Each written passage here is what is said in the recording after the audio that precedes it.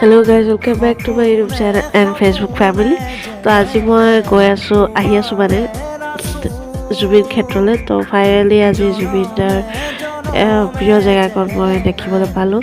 তো ধূপ চাকি গোটেইখিনি কিনি ল'লোঁ আৰু এয়া দেখিছে বাহিৰৰ দৃশ্যটো।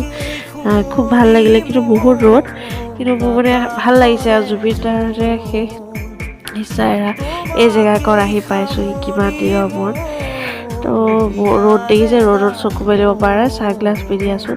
তো এইফালে এতিয়া চাকি জ্বলাওঁ, ধূপ জ্বলাই ধুনীয়াকৈ সেৱা কৰি এইখিনি মানে ভাগকৈ আছে। এইফালে জুবিনদাৰ ফটো, গামোচা এনেকৈ স্মৃতিবোৰ ৰখা হৈছে।